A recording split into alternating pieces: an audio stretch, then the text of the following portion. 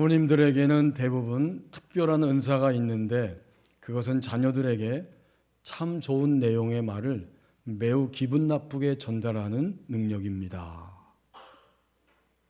가정사역자인 박호근 목사님이 머리 아픈 부모, 가슴 아픈 자녀라고 하는 책에서 들려주는 한마디입니다. 그렇기 때문에 사실 가장 가깝고 또 친밀한 관계가 되어야 하는데 이런 이유 때문에 서로 갈등하고 불편한 상태에 있는 경우가 참 많다. 5월은 우리 사회적으로 가정을 생각하는 그런 달이기 때문에 하나님이 오늘 어린이 주일을 우리가 지키면서 부모된 자들에 대해서 들려주시기를 원하십니다. 오늘 본문 1절과 2절 말씀을 보십시오. 지금도 연습해야 하는 부모의 역할이 남아 있습니다. 1절, 2절에 보면 움직이는 성막 시대의 이야기를 들려주고 있죠.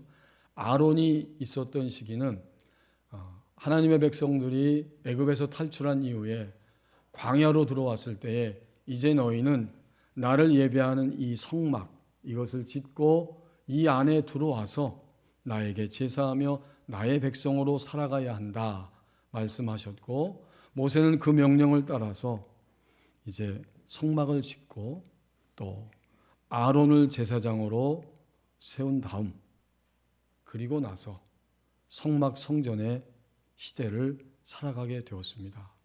하지만 그들이 가나안 땅에 드디어 마침내 정착하게 되었을 때 통일 왕국을 다스리는 다윗, 아버지 다윗 왕은 자신의 생애가 마감되어 가는 것을 보면서 아들 솔로몬을 후계자로 삼고 이제는 이동했던 성막 성전이 아니고 정착 시대고 왕정 통치 시대이기 때문에 하나님을 예배하는 성전을 건축하게 됩니다.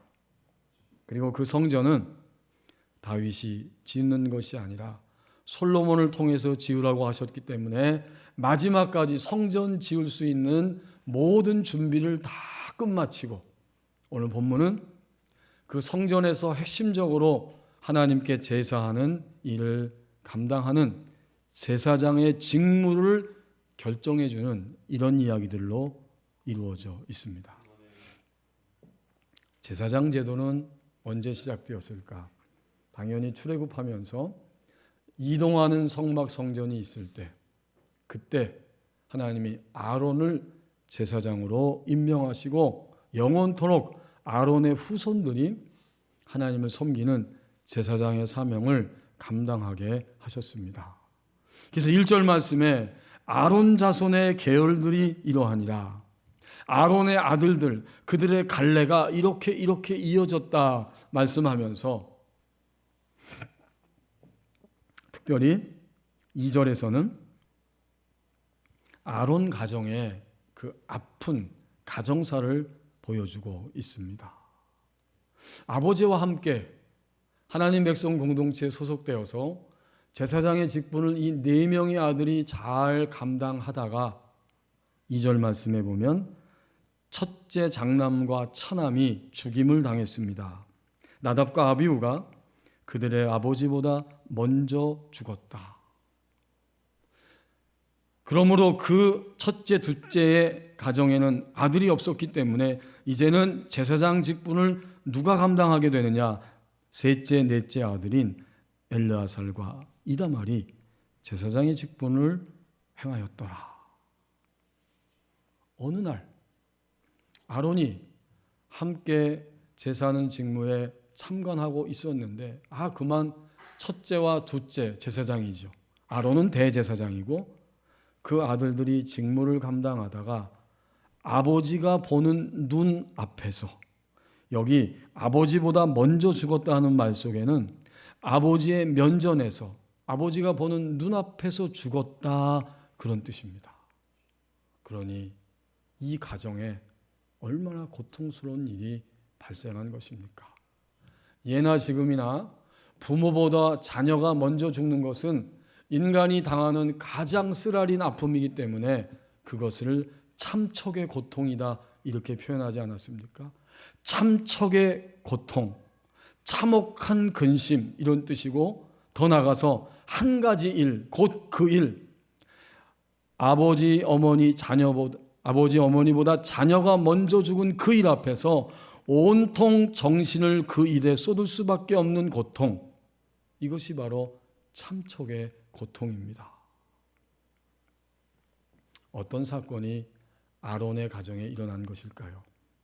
구약성경 레위기 10장 1절에서 3절에 보면 그것을 이렇게 잘 보여주고 있습니다. 레위기 10장 1절 3절에 보니까 아론의 아들 나답과 아비후가 각기 향로를 가져다가 여호와께서 명령하시지 아니하신 다른 불을 담아 여호와 앞에 분향하였다. 그랬더니 2절에 불이 나와서 여호와 앞에서 나와서 그들을 삼키고 그들이 죽게 됩니다. 3절 말씀에 보면 모세가 그 장면을 보면서 선포합니다. 여호와의 말씀이라 이르시기를 나는 나를 가까이 하는 자 중에 내 거룩함을 나타내겠고 온 백성 앞에서 내 영광을 나타내리라 하셨느니라. 아론이 잠잠하니. 아론의 다시 본문으로 돌아와서 24장 2절에 보면 나답과 아비후가 그들의 아버지보다 먼저 죽었다는 거, 이 사건 때문에. 다른 불을 들였다는 것은 여호와께서 명령하시지 않은 불인데 제사장들이 아침 저녁으로 분향단에 향을 피우는데 그 불은 다른 불을 들여서는 안 되고 번제물이 타고 있을 때 거기에서 불씨를 향로에 담아다가 드려야 되는데 다른 불을 들였다는 거예요. 하나님은 바로 그 사건이 일어나는 동시에 그들을 심판하셨습니다. 이것은 나답과 아비후의 실수일 수도 있고 또 그들의 영적인 그 무감각과 나태함 때문일 수도 있습니다. 하지만 두 가지 다이죠. 실수할 수 없는, 실수해서도 안 되는 그 일을 실수하였고 이것은 제사장인 그 장남과 차남 둘째가 영적으로 나태하고 독주와 포도주를 마시면서 있었던 것들을 우리는 레위기서를 통해서 읽어볼 수 있습니다. 그런데 제일 가슴 아픈 말씀은 레위기 10장 3절이에요. 자식이 죽었는데 즉사했는데 아론이 여호와 앞에 잠잠하였다. 부모가 자식이 먼저 죽었는데 잠잠할 수 있을까요? 근데 성경은 잠잠하였다고 말합니다. 그 울음을, 그 참척의 고통을 가슴으로 속으로 삭히면서 하나님의 공의로우신 말씀과 엄미하신 심판 앞에서 그 고통을 삼키면서 입을 다물고 속으로 눈물을 흘렸던 것입니다. 이런 쓰라린 사건이 일어났던 것이죠. 그런데 우리는 이 본문 역대상 24장 1절 2절을 읽으면서 여기에서 바로 이 사건 앞에서 부모의 역할, 충분히 연습해야 할 부모의 역할이 드러나고 있음을 깨닫습니다. 자녀들에게 제사장이니까 대제사장 아버지는 자녀들에게 분명히 제사장의 사명이 무엇인지 충분히 알게 해야 했고 더 나아가서 그것을 숙달시켜야 할 막중한 책임. 그러므로 제사장은 백성과 하나님 사이를 연결해서 함께 하나님 앞에 흠이 없이 설 수 있도록 만드는 막중한 사명이 제사장이다 라는 사실을 두 아들들에게 충분히 분명히 연습을 시켜야만 했습니다. 그러니까 부모된 아론의 막중한 책임이 거기에 있습니다. 하지만 첫째, 둘째 아들이 죽은 이후에 나머지 셋째, 넷째 엘르아살과 이다말이 있는데 아론은, 부모는 하나님 앞에 가는 날까지 일평생 동안 그 가슴에 자기의 셋째와 넷째가 제사장 직분을 감당할 때마다 더더욱 깊은 가슴 속에서는 두 아들이 생각날 수밖에 없었을 것입니다. 그러므로 오늘 본문 1절, 2절은 그리스도인 가정 부모는 누구인가, 누구이어야만 하는가, 이것을 분명하게 말씀해 줍니다. 그리스도인 부모는 누구인가요? 그는 하나님의 사랑을 경험하고 보여주는 역할을 감당하는 사람들입니다. 오늘 다시 한번 깊이 깨닫기를 원합니다. 하나님을 믿는 백성된 나 부모는 이제 하나님의 사랑을 내가 먼저 경험하면서 그것을 일평생 동안 나에게 보여주는 것이 부모된 나의 역할입니다. 이것은 굉장히 살아있는 지식이에요. 내가 하나님의 사랑을 삶 속에서 모든 일 속에서 경험하게 되고, 그래서 내 안에 실제적인 지식이 되고, 내 안에 실제적인 지식이 되었기 때문에 내 말과 생각과 판단과 행동을 통해서 흘러나오는데, 마침내 자녀들은 최종적으로 부모의 행동을 통해서 배울 수 있기 때문입니다. 그런 거로 오늘 아론의 행동은 지금까지 살아왔던 아론의 삶 전부가 나온 것입니다. 그리고 그것은 그 두 자녀에게 아론의 모습은 충분하고도 분명해져야 할 필요성이 있었다는 사실을 우리는 1절과 2절의 이 뼈아픈 사건을, 그 가정사를 보면서 분명히 깨닫게 됩니다. 그리스도인 부모는 하나님의 사랑을 자신이 경험하고 눈으로 보는 것처럼 생생하게 깨닫는 살아있는 지식이 내 안에 입혀지게 되고, 그리고 나서 판단과 생각과 말을 통해 최종적으로 행동이 나오게 됩니다. 그러면 우리 자녀는 최종적으로 엄마 아빠가 행동하는 모습, 바로 그 모습을 보게 됩니다. 가정을 생각하는 이 5월에 우리 가정에 태어나게 하신 자녀들을 바라볼 때 우리 부모님들은 어떤 면을 보시나요? 두 가지를 볼 것입니다. 하나는 긍정적인 모습, 하지만 동시에 내 자녀가 저렇게 되지 않았으면 좋겠다라고 하는 부정적인 모습을 바라보게 됩니다. 이 두 가지 면이 있는 이 현실 앞에서, 그럼에도 불구하고 부모는 누구냐면, 부모의 역할은 살아가는 날 동안 끊임없이 하나님의 사랑을 내가 가슴 절절히 시간이 갈수록 경험하기 때문에 그 경험을 통해서 실제적이고 실천적이고 생명적인 지식이 쌓여졌으므로 최종적으로 나의 말과 행동을 통해서 흘러보내는 존재, 이것이 바로 부모입니다. 이제 우리는 2절 하반절 말씀을 보면서 아론과 그의 아내는 두 아들들이 떠나간 다음에도 틀림없이 이제는 더 이상 두 번 실패하지 않고 하나님의 사랑을 경험하고 보여주는 생애를 살아갔다는 사실을 분명히 깨달을 수 있게 됩니다. 자신의 사명을 놓치지 않고 셋째, 넷째가 어떻게 했어요? 셋째 엘르아살과 넷째 이다말이 제사장의 직분을 행하였더라.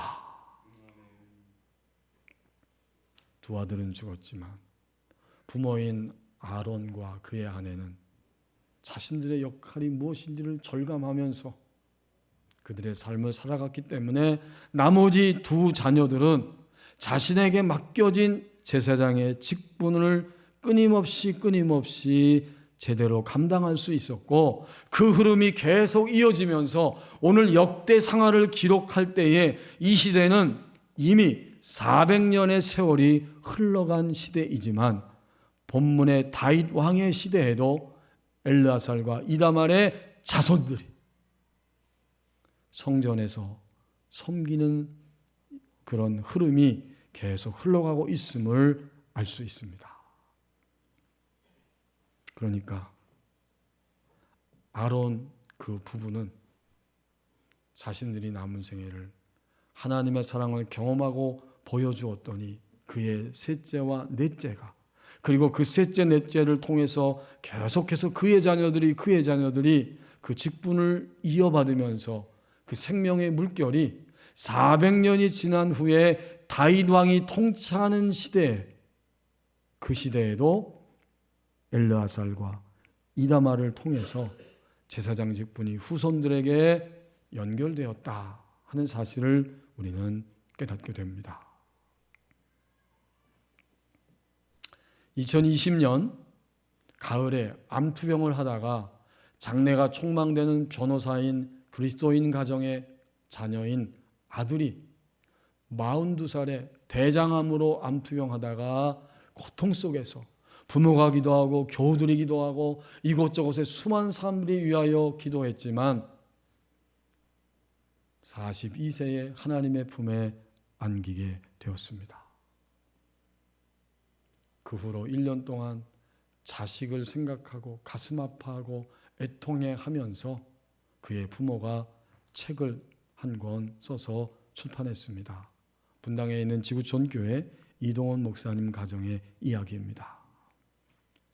그 원로 목사인 이동원 목사님이 아들아, see you in heaven, 천국에서 만나자, 그런 제목의 책을 통해서 애통하는 마음, 또 장례 절차, 여러 사람들의 조사, 위로 이런 것들을 다 묶어서 이런 책을 썼는데 거기 가운데 보니까 아들을 그리워하면서 이 아버지가 무슨 일을 했나 보았더니 아들에게 용서를 구하는 장면이 나옵니다. 자식에게 용서를 구하는 아비의 글을 우리에게 들려줍니다. 5가지 용서를 구했더라고요. 그 아들 이름이 범인데, 범, 외자. 사랑하는 아들 범아, 난 이미 내가 아빠인 나의 모든 것을 용서했다고 믿는다. 이 글은 아빠인 나 자신의 자유함을 위해서 쓰는 것뿐이다. 돌이켜보면 부모로서 널 양육하는 과정에서 가진 가장 큰 회한은 감정 통제의 실패였다. 너도 아는 것처럼 이 아빠는 굉장히 다혈질의 성급한 기질을 갖고 있어서 무슨 일이든지 마구 서두르는 이런 성향이 있었지. 너희를 기다려주지 못하고 말이다. 2번째는 무엇보다 엄마 아빠가 지향하는 이 신앙의 가치를 부정하거나 반대하는 모습이 보이기만 하면 아빠는 그때 가장 크게 화를 내었던 것으로 기억되는구나. 그럴 때에도 충분히 인내하며 너희가 왜 그랬는지, 왜 그런 태도를 보이는지 묻고 대화를 했어야 되는데 말이다. 아빠가 설교자의 삶을 살다 보니까 자연히 너희와 대화가 필요한 현장에서도 대화보다는 설교를 하려고 했던 것을 미안하게 생각한다. 3번째, 사실 너희가 자라가면서 아빠가 했던 잔소리 중에는 나도 너희만한 때에 동일하게 실수한 것이 대부분이었다. 아빠가 이런 잔소리를 했지. 숙제하고 놀아라. 친구들과 어울리다가 집에 늦는 경우에 집에 꼭 알려야 돼. 또 성장기에는 가끔씩 필요 이상으로 화를 내던 아빠의 모습이 떠올라 지금 괜스레 더 미안하게 생각한다. 누구나 어쩔 수 없이 궁지에 몰리면 의도하지 않은 거짓말을 할 수밖에 없는 것이 인생을 살아본 내가 왜 모르겠니? 아빠도 그런 실수에서 자유로운 존재가 아니었어. 그럼에도 불구하고 너희가 몇 차례 거짓말했다고 불같은 화를 내며 야단을 친 기억도 나는구나. 거짓말할 수밖에 없었던 너희의 상황을 이해하려는 노력은 하지도 않은 채 말이다. 4번째, 성적에 관한 이야기를 합니다. 내가 꾹꾹 참자가 도저히 안 돼서 너희 성적을 보면서 인내하다가 충격요법을 사용해 보겠다는 이유로 너에게 막말을 했던 기억도 떠오른다. 근데 실제 너는 한동대 법률대학원에 가면서 내 가능성과 실력을 증명해 보이지 않았니? 내 친구들과 심지어 내 형과 비교하며 너를 힘들게 했던 것 전적으로 아빠의 잘못이다. 뒤늦게나마 용서를 구한다. 마지막 5번째 용서를 비는 그 이야기는 이런 것이었습니다. 결혼하고 아들이 사회생활하면서 스트레스가 많아서 가끔씩 아빠가 이야기할 때 퉁명스럽게 대답을 했다는 거예요. 그때마다 아빠는 그것을 용납하지 못했다는 겁니다. 돌이켜보면 직장인이고 한 가정의 남편이고 그 남편이었는데 가정을 책임지는, 그리고 한 아이의 아빠였는데도 말이다. 이론적으로 결혼하면서 내가 마음으로 너를 떠나보냈다고 생각했지만 떠나보내지 않았다는 것을 깨닫게 된다. 아들아, 철이 늦게 나는 아비를 용서해 다오. 아들아, 내 용서를 확인해야 나도 천국으로 향하는 다리를 가볍게 건널 준비를 할 수 있겠다. 저 하늘 구름으로 큰 하트를 만들어 내게 용서의 사인을 보내주지 않겠니? 사랑하고 또 사랑한다 내 아들 범아. 하나님의 용서를 경험한 목사님 이전의 아빠로서 하나님의 용서를 경험한 신자된 부모이기 때문에 그는 자녀에게 용서를 구하고 있었던 것입니다. 지금도 이렇게 연습해야 하는 부모의 역할이 남아 있습니다. 이제 3절에서 5절 말씀 보십시오. 참척의 고통을 겪은 부모된 자 다윗의 행동이 나타나 있습니다. 3절 말씀에 보면 이제 이 역대상이 기록될 당시에 수백 년의 세월이 흘러간 것이죠. 다윗이 아론의 자손들을 통해서 제사장의 계보가 이어오면서 드디어 셋째, 넷째 아들의 후손들을 통해 하나님의 성전이 지어지고 거기서 그 직무를 감당해야 할 사람들을 임명하면서 24개의 조로 반으로 편성을 하게 됩니다. 자, 그런데 어떤 일이 있었느냐? 4절 말씀에 보면 아론의 셋째 아들 엘르아살의 자손 중에 우두머리는 이다말 자손보다 많았습니다. 얼마나 많았느냐? 엘르아살 자손의 우두머리는 16명인데 이다말 자손은 그 조상들의 가문을 따라서 8명이나 됩니다. 16명과 8명 2배의 차이가 나는 거예요. 그런데 24개의 반으로 편성을 해서 제사장들이 돌아가면서 하나님의 성전에서 섬겨야 합니다. 자, 이 일을 앞에 두었을 때 5절의 상반절 말씀을 보면 다윗이 어떻게 했는지 나옵니다. 마지막 절에 참척의 고통을 경험했던 아론 부부처럼 똑같이 참척의 고통을 경험한 다윗의 행동이 나오는데 그는 그 숫자들 앞에서 어떤 숫자의 합리적인 계산이나 누군가의 세력이나 영향력이나 자신의 판단에 따라서 나누지 않고 오늘 성경은 말씀하기를 피차에 차등이 없이 나누었다. 그 제사장들을 2번 반복해서 설명하고 있죠. 그들은 누구냐면 성전의 일을 맡은 거룩한 사람들, 또 하나님의 일을 다스리는 자들. 이게 이제 24개의 반으로 편성될 엘르아살과 그 이다말 후손들의 제사장들을 이렇게 이야기하고 있는 겁니다. 이들을 임명하면서 다윗은 그야말로 자신의 생각과 경험과 어떤 세력의 힘이나 각축전이 아니고 숫자가 아니고 하나님 앞에서 차등 없이 공평하게 직무를 선택하게 하는데 그 방법이 구약시대의 하나님의 뜻을 알 수 있고 알려주는 방편인 제비를 뽑았다는 것입니다. 5절 상반절에 이에 제비 뽑아 피차에 차등이 없이 나누었다. 그러니까 여러분, 제비 뽑는다는 것은 오늘날 말하자면 로또를 뽑듯이 어떤 운이나 행운, 재수의 문제가 아니라 유대인 민족, 이 민족의 관점에서는 실제로 하나님의 뜻을 우리가 알 수 없을 때, 예언자의 목소리도 들려지지 않을 때 그들은 제비를 뽑아서 하나님 거기에 역사하기 때문에 그것을 통해서 일을 선택하게 됩니다. 모든 부모는 다 자신들이 그렇게 했던 것처럼 자녀들에 의해서 고통을 경험하게 됩니다. 오늘 말씀을 보면 하나님이 이 본문을 하라고 말씀을 하셨는데 이 부모된 두 가정의 부모가 다 참척의 고통을 경험한 가정의 부모들이었어요.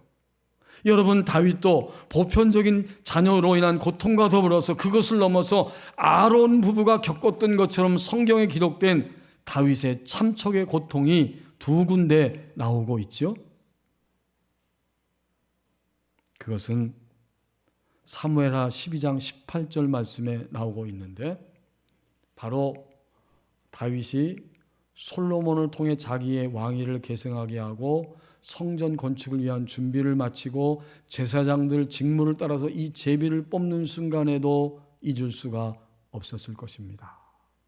사무엘하 12장 18절에 보면 우리가 아는 것처럼 다윗은 그의 인생 가운데 가장 죄악된 모습으로 떨어지면서 자기 장군 우리아의 부하 장군 우리아의 아내 밧세바를 취해서 간음하고 거짓말하고 살인하는 죄를 저질렀고 밧세바와 사이에 아들이 임신하고 출산하게 되었는데 낳은 지 7일 만에 시름시름 앓고 병든 모습 보면서 금식하며 울면서 살려달라고 하나님 앞에 부르짖었지만 사무엘하 12장 18절 말씀처럼 7일 만에 솔로몬의 형인 그 아들이 태아로 태어나서 얼마 안 돼서 죽음을 당하게 됩니다.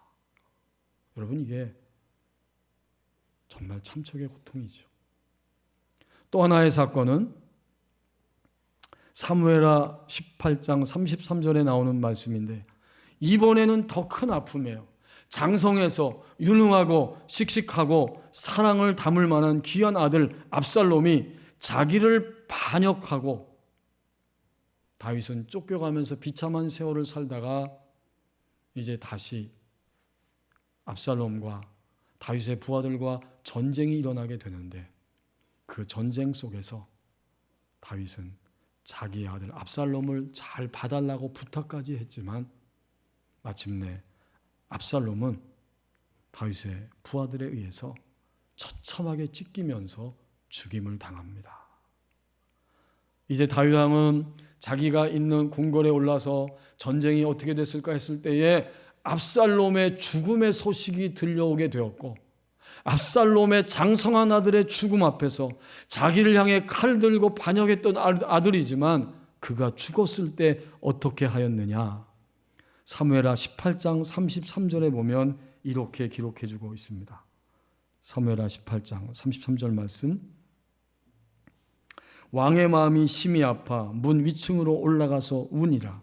그가 올라갈 때에 말하기를 내 아들 압살롬아, 내 아들 압살롬아, 차라리 내가 너를 대신하여 죽었다면 압살롬 내 아들아 하였더라. 두 번째 자기 자녀의 죽음 앞에서 6번씩이나 애통하고 애통하면서 참척의 극심한 고통을 다윗은 경험할 수밖에 없게 되었습니다. 자, 이런 다윗은 그 뼈저린 고통 후에 자신의 인생을 관통하는 중요한 단 하나의 유일한 신앙적인 행동, 법칙을 적용하면서 달려가게 됩니다. 바로 그것이 오늘 본문 역대상 24장 5절에 나오는 다윗의 행동이에요. 제비 뽑아 피차의 차등이 없이 나누었다. 그는 숫자, 자기 생각, 사람들 생각, 어떤 세력의 영향력, 크기, 이게 더 이상 중요하지 않아요. 그는 하나님의 뜻을 묻고 구하고 응답받는 제비 뽑기를 통해서 하나님의 성전의 일을 감당할 제사장들을 임명하게 되었던 것입니다. 이제 다윗은 깨달았어요. 자녀가 죽는 참척의 고통을 2번 당하면서 그는 깨달았어요. 최고의 자녀 교육은 자신이 하나님의 뜻을 계속 따르는 것이며 따르면서 자녀로 하여금 따르게 하는 것이다. 이것을 절감하면서 그 일관된 행동이 그의 말년 마지막에 생활화되어 있다는 것을 오늘 본문을 통해서 드러냅니다. 출애굽한 시기가 조금 학자들마다 다르게 이야기하기도 하지만 기원전 BC 1446년 또는 1440년이고 다윗이 이제는 왕정 통치를 시작하면서 통일왕국의 왕이 되었을 때 그때는 기원전 BC 1000년입니다. 그러면 다윗이 40년을 통치했기 때문에 400년의 세월이 흐르면서 제사장 제도가 계속해서 흘러왔고 다윗이 말년에 40년 통치, 약 960, 70년 정도에 솔로몬에게 자기의 왕위를 계승하면서 제사장 제도를 확립하고 있는데 그 말년에 다윗의 신앙은 분명한 법칙을 놓치지 않고 그것이 생활화되어서 살아갔던 것입니다. 어떤 무엇을 하든지 그리스도인 부모는 하나님의 길을 추구하고 그것만이 유일한 생명의 길이기 때문에 구약시대에는 제비뽑기였고 예수님이 부활 승천하신 이후에 사도행전 1장까지는 제비뽑기였지만 여러분 사도행전 1장 끝부분에 보면 유다가 예수님을 배반하고 죽었기 때문에 그 사명을 대신할 또 하나의 사도를 선출하면서 제비뽑기를 했죠. 거기까지예요. 그런데 사도행전 2장에 오순절 성령 강림 사건이 일어난 이후에는 더 이상 제비뽑기를 통해서 하나님의 길을 추구하지 아니하고 그들 가운데 그들의 중심 안에 그들의 영 안에 찾아오신 성령님의 인도를 구하고 받으면서 사도들은 12 제자들은 자신들이 복음을 전하는 길로 달려가게 되었습니다. 그러면 오늘 그리스도인 된 부모들의 이 삶의 모습이 그 방향이 무엇이어야 하는지를 우리는 다윗의 행동을 통해서 깨닫게 됩니다. 모든 신자된 부모들도 이제는 자녀의 문제에 있어서조차도 나의 생각, 사회의 기준, 그 어떤 것이 아니라 나의 자녀를 세상에 보내시고 이 아이를 붙잡고 계시고 이 아이를 책임져 주실 하나님의 방향을 구하고 그 길로 달려가도록 자녀들을 놓아주고 격려하고 도와주는 자리에 모든 그리스도인 부모는 그 자리에 서야 합니다. 언제부터? 오늘부터입니다. 어디에서? 지금 현재 나의 자녀들과 우리 가정의 현실에서부터, 여기서부터 다시 우리는 시작할 수 있습니다. 다윗의 행동, 부모된 다윗의 행동을 오늘 우리에게 적용하면 이런 표현이 되지요.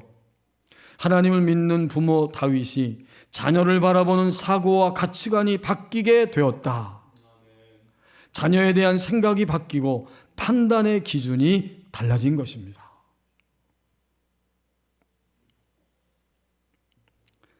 자녀의 삶에 울타리를 쳐라.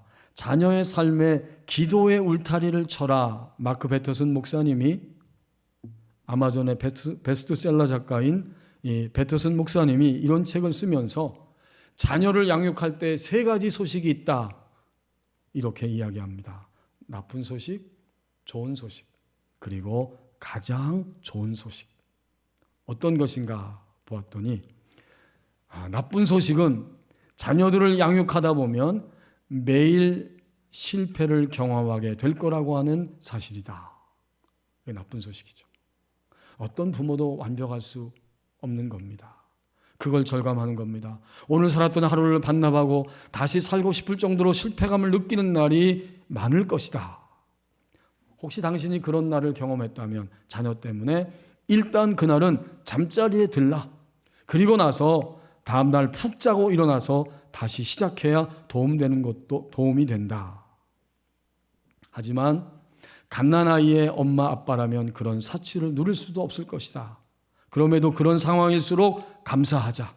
밤에 재우는 것이 힘들었던 아기가 어느 날엔가는 아침에 깨우는 것이 힘든 아이가 될 때가 금방 온다는 것을 기억하자. 그리고 현재를 누리고 감사하는 것이 최선이다. 두 번째로, 나쁜 소식만 있는 게 아니고 좋은 소식이 그러나 있다. 그것은 당신이 실수하는 바로 그 순간이 당신에게 온 또 한 번의 기회라고 하는 사실이다. 당신이 실수했을 때 주저없이 자녀들에게 쿨하게 사과를 해보라. 당신의 사과를 통해 아이들은 어떻게 사과하는지, 어떤 순간에 사과를 해야 하는지 배우게 될 것이고, 그래서 나는 자녀들에게 적어도 3가지 단어를 가르쳐 왔다. 그것은 부탁해, 미안해, 고마워. 우리의 자녀들이 이 말을 들으면서 살아갈 때, 결혼하고 또 남편과 아내가 되어서 살아갈 때 그들은 그 3마디를 통해서 가정생활을 더욱 풍요하게 할 것이다. 마지막 3번째로 가장 좋은 소식이 있는데 그것은 바로 기도할 수 있다는 사실이다. 부모로서 허다한 실수도 하고 또 죄를 지을 수도 있지만 기도는 그 모든 실수와 죄를 덮는다. 당신은 결코 완벽한 부모가 될 수는 없지만 기도하는 부모는 될 수 있다. 기도가 최우선 순위가 되게 하라.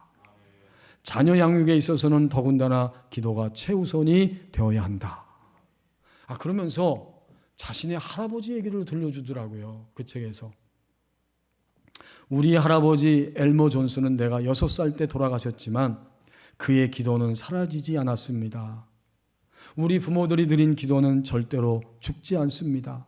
내 인생에 있어서 가장 감동적이고 섭리적인 순간들이 있었는데 어느 날 성령께서 마크 베터슨 목사야, 할아버지가 하나님께 드린 기도들이 지금 내게 응답되고 있단다라고 속삭여 주실 때이다. 그 힘이 얼마나 놀랍습니까? 이 목사님이 목회하는데 어떤 순간을 맞이했더니 마크, 지금 내 할아버지가 나에게 드린 기도들이 응답되고 있단다. 이 소리를 들었다는 것입니다. 당신이 기도의 유산을 물려받지 않았을지라도 당신은 기도의 유산을 자녀들에게 물려줄 수는 있다. 당신의 가게에 새로운 기도의 전통을 세울 수 있다. 자, 이제부터 시작하자. 이것이 가장 기쁜, 가장 좋은 소식이었습니다. 오늘 예배하면서 우리 가정에 자녀들이 아직 있습니까? 아니면 우리 가정에 손자, 손녀, 자녀, 손들이 있습니까? 그렇다면 아직도 늦지 않았습니다. 여전히 늦지 않은 부모의 역할을 오늘 하나님이 어린이 주일에 우리에게 말씀해 주십니다. 기도하겠습니다.